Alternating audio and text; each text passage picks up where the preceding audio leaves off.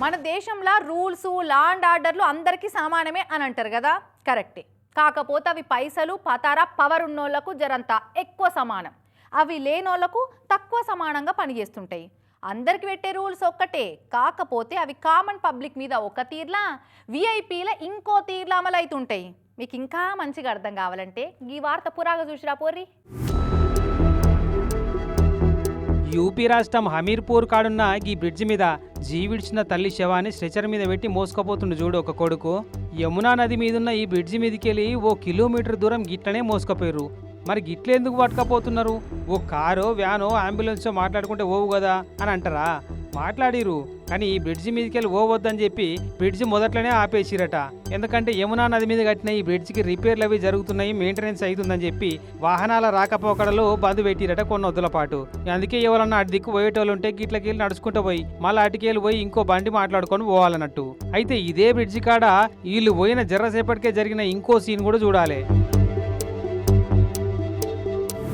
చూస్తున్నారా, ఇంతకుముందు తల్లి శవాన్ని స్ట్రెచర్ మీద మోసుకపోతున్న ఇదే బ్రిడ్జి మీదకి వెళ్ళి వాళ్ళు పోయిన జర్రసేపటికే అడ్డమున్న బ్యారికేడ్లను జరిపి మరి ఈ కారును సాగనంపారు అక్కడి పోలీసోళ్ళు.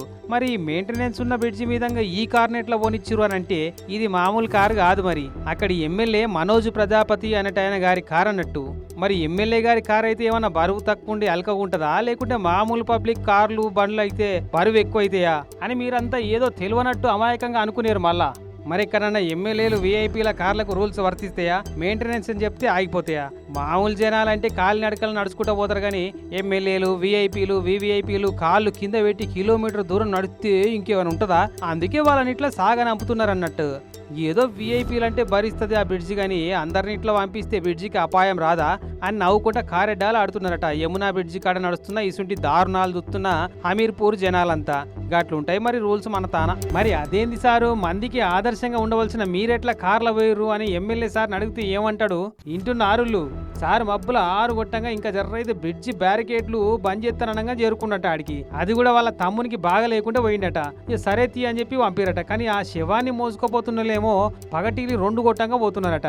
అయితే నా కారు వీడియోను ఆ శవాన్ని మోసుకుపోయే వీడియోను రెండింటిని ఒక్కదాన్ని పెట్టి ప్రచారం చేస్తున్నారు, ఎవరో కావాలని చెప్పి చెప్పుకొస్తుండు. కానీ ఈ కారు పోయినప్పుడు ఉన్న వాతావరణం చూస్తుంటే పొద్దుగాల 6 గొట్టంగా పోయినట్టు అనిపిస్తలేదు కదా సారు అని మళ్ళీ అనుమాన పడుతున్నారు జనాలు.